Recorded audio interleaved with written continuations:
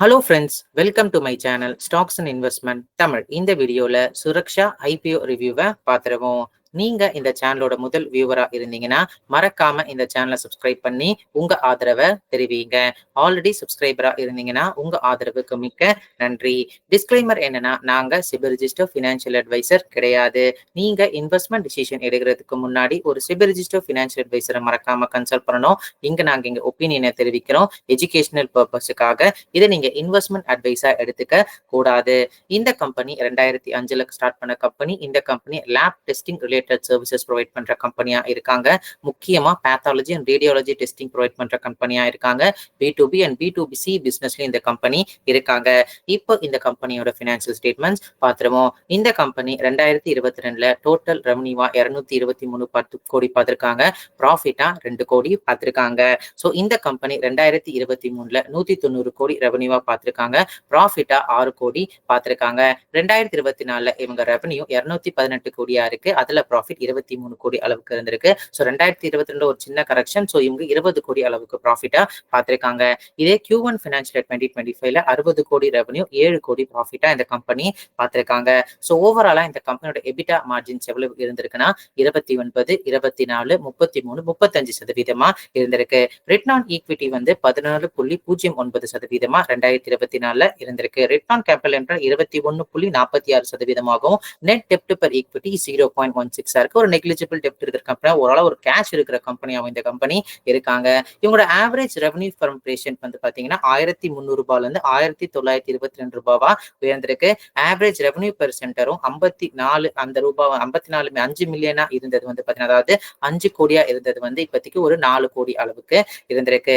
இந்த கம்பெனியோட EBITDA per patience வந்து 385 ரூபாவா இருந்தது 647 ரூபாவா வந்து உயர்ந்திருக்கு. ஸோ ஓவராலா இந்த கம்பெனி வந்து பாத்தீங்கன்னா ஓரளவுக்கு ஒரு நல்ல ரெவன்யூ அண்ட் ப்ராஃபிட் மேக்கிங் கம்பெனியா இருந்திருக்காங்க. ஸோ கன்சிஸ்டன்டா ஒரு அபவ் 30% அளவுக்கு வந்து நியர்லி 30 to above 30% அளவுக்கு வந்து எபிட்டா மார்ஜின்ஸ் இருக்கிற கம்பெனியாகவும் இருக்காங்க. கடன் இல்லாத கம்பெனியாகவும் இருக்காங்க. இப்போ இந்த கம்பெனியோட net asset value per share பாத்தீங்கன்னா 33 ரூபாய் 66 பைசா அளவுக்கு இருந்திருக்கு. ஸோ அதுக்கப்புறம் இந்த கம்பெனியோட லிஸ்டட் பிஎஸ் யாரெல்லாம் பாத்தீங்கன்னா doctor Lal path labs, Metropolis health care, Thyrocare, Vijaya டைனஸ்டிக்ஸா இருக்காங்க. ஸோ இந்த கம்பெனி இபிஎஸ்ல வந்து பாத்தீங்கன்னா இவங்க பிஎஸ் விட கம்மியா இருக்காங்க. ஸோ இபிஎஸ் க்ரோத்தும் அந்த அளவுக்கு இல்ல.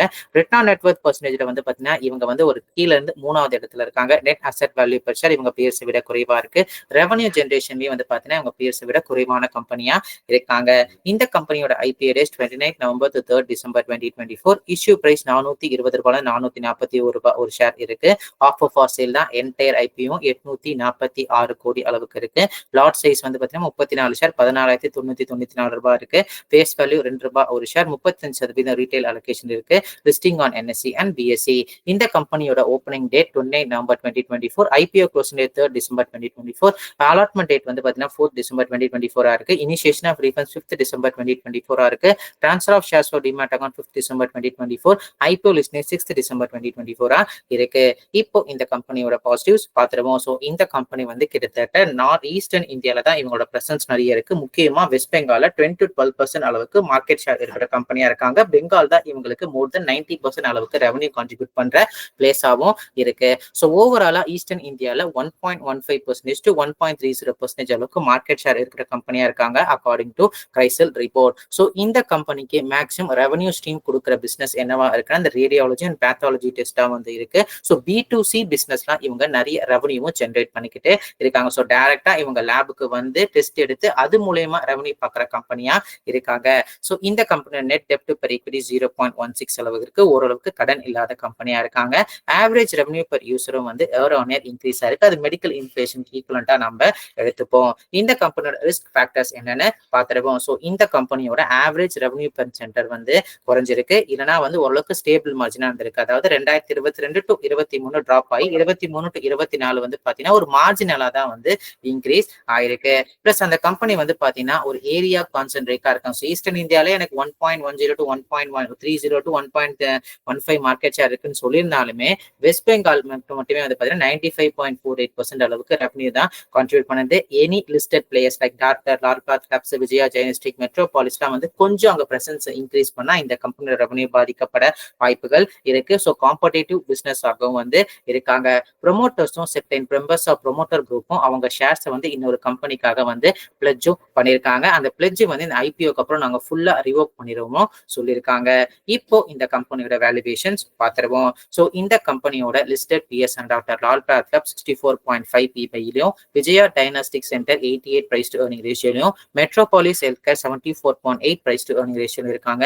தைரோகேர் டெக்னாலஜி 60.8 அளவுக்கும் வந்து இருக்காங்க. ஸோ இவங்க கேட்கிற வேல்யூவேஷன் என்னன்னா கிட்டத்தட்ட ஒரு 100 டைம்ஸ் 99 டைம்ஸ் ஏர்னிங்ஸ் கேட்கறாங்க. இபிஎஸ் இவங்க பிஎஸ் விட கொஞ்சம் கம்மியா இருக்கு. அதுக்கு இந்த 90 டைம்ஸ் ஏர்னிங்ஸ் வந்து கொஞ்சம் ஜஸ்டிஃபைபிளா வந்து நான் பார்க்கல. இது இண்டஸ்ட்ரி ஆவரேஜ் பிபையான 60 விட அதிகமாவே இருக்கு. பிளஸ் இந்த கம்பெனி ஓஎஃப்எஸ் ஐபிஓ வராங்க. அந்த ஓஎஃப்எஸ் ஐபிஓ மூலம் அங்க பிளட்ஜ் பண்ண ஷேர்ஸை வந்து ரிவோக் பண்ண போறாங்க. அதனால இந்த வேல்யூவேஷன்ஸ் கொடுத்திருக்காங்களா டவுட் இருக்கு. ஓவராலா மார்ஜின்ஸ் வந்து 35% எபிட்டா மார்ஜின் வச்சிருக்காங்க. அதுக்கு இந்த வேல்யூவேஷன்ஸ் கொஞ்சம் ஹையர் சைடா நான் பாக்குறேன். இப்போ இந்த கம்பெனியோட கன்க்ளூஷன் பாத்துருவோம். ஸோ இந்த கம்பெனி 2 பிசினஸ் செக்மெண்ட்ல இருக்காங்க. B2C செக்மெண்ட்ல இருக்காங்க, B2B பிசினஸ்ல இருக்காங்க. B2C செக்மெண்ட் தான் இவங்களுக்கு கிட்டத்தட்ட 90% மேல ரெவன்யூ கான்ட்ரிபியூட் பண்ணுது. ஓவராலா இவங்க ரெவன்யூ நான் கோவிட் பிசினஸ்ல 20.87% CAGR இன்க்ரீஸ் ஆயிருக்கு. ஆனா இவங்களோட ப்ராஃபிட்டோட CAGR பார்க்கும்போது 5.38%, எபிட்டாவோட CAGR வெறும் 6.22% அளவுக்கு வந்து தான் இருக்கு. இபிஎஸ் growth இவங்க பியர்ஸை கம்பேர் பண்ண சொல்ல குறைவா தான் இருந்திருக்கு. இந்த கம்பெனியோட ஹை ரிப்பீட் ரேட் வந்து நிறையவே இருக்குங்க. 49% ரெகுலர் கஸ்டமர்ஸ் தான் இவங்களோட லேபுக்கு வந்து டெஸ்ட் எடுக்க வராங்க. பிளஸ் அதுல இருந்து மட்டுமே 43% அளவுக்கு வந்து ரெவன்யூ இந்த கம்பெனி ஜென்ரேட் பண்ணிக்கிட்டு இருக்காங்க. ஸோ ஓவராலா இந்த கம்பெனி வந்து பாத்தீங்கன்னா ஹை காம்படிட்டிவ் பிசினஸ்ல வந்து இருக்காங்க. பிளஸ் இந்த கம்பெனி வந்து பாத்தீங்கன்னா கேட்கிற வேல்யூவேஷன்ஸ் கொஞ்சம் ஹையர் சைடா இருக்கு. ஓஎஃப்எஸ் ஐபிஓவா வந்தும் இருக்காங்க. ஸோ இவங்க இந்த கம்பெனி நம்ம கிட்ட வைக்கிற டீல் என்னன்னா, நீங்க இந்த வேல்யூவேஷன்ஸ்ல இவ்வளவு அமௌண்ட் வந்து நமக்கு வரும்பொழுது நாங்க எங்களோட ப்ரொமோட்டர்ஸோட பிளட்ஜை வந்து ரிவோக் பண்ணிட்டு, ஸோ 35% அளவுக்கு எபிட்டா மார்ஜின்ஸ் இருக்கு பாத்தீங்களா, அது 42% அளவுக்கு உயர்த்தி காட்டுவோம்னு சொல்லி வந்து ஒரு டீல் வைக்கிறாங்க. இந்த டீல் உங்களுக்கு ஓகேவா இல்லையான்னு சொல்லி பாத்துக்கோங்க. பட் என்ன பொறுத்த வரைக்கும் ஹைலி காம்படிட்டிவ் பிசினஸ் வந்து இந்த டைனஸ்டிக் பிசினஸ். இப்ப இவங்க கேட்கிற 100 டைம் வேல்யூவேஷன்ஸ் கொஞ்சம் ஹையர் சைடா வந்து பாக்குறேன். ஒரு 300 ரூபாய் அந்த அளவுக்கு ஒரு 50 டைம்ஸ் 60 டைம்ஸ் வேல்யூவேஷன் வந்தா கூட ஓகே அப்படி இப்படின்னு ஏதாவது கொஞ்சம் பார்த்துருக்கலாம். பட் இவங்க கேட்கிற 70 டைம்ஸ் 80 டைம்ஸ் இல்ல 100 டைம்ஸ் வேல்யூவேஷனாலும் கொஞ்சம் ஹையர் சைடா பாக்குறேன். ஜிஎம்பி அந்த அளவுக்கு எதுவும் தென்படல. ஸோ ஹையர் வேல்யூவேஷன்ஸ் இருக்கிறதுனால இப்போதைக்கு இந்த ஸ்டாக் வந்து ஒரு ஹை ரிஸ்க் இன்வால்விங் ஐபிஓவா நான் பாக்குறேன், கன்சிடரிங் டுடே மார்க்கெட் கண்டிஷனால. இது எல்லாமே வந்து பாத்தீங்கன்னா என்னோட பர்சனல் வியூ. நீங்க இந்த மாதிரி ஐபிஓலயோ ஸ்டாக்லயோ இன்வெஸ்ட் பண்றதுக்கு முன்னாடி ஒரு தடவை உங்க ஃபினான்ஷியல் அட்வைசர் இல்ல செபி ரிஜிஸ்டர்ட் ஃபினான்ஷியல் மறக்காம கன்சல்ட் பண்ணீங்கன்னா செபி ரிஜிஸ்டர்ட் ஃபினான்ஷியல் அட்வைசர் கிடையாது. இந்த வீடியோ உங்களுக்கு பிடிச்சிருந்தா லைக் பண்ணுங்க. ரெகுலர் வீடியோ அப்டேட் பெல் ஐகானை கிளிக் பண்ணுங்க. மறக்காம stocks and investment Tamil channel subscribe பண்ணுங்க. தேங்க்ஸ் ஃபார் வாட்சிங் stocks and investment Tamil channel.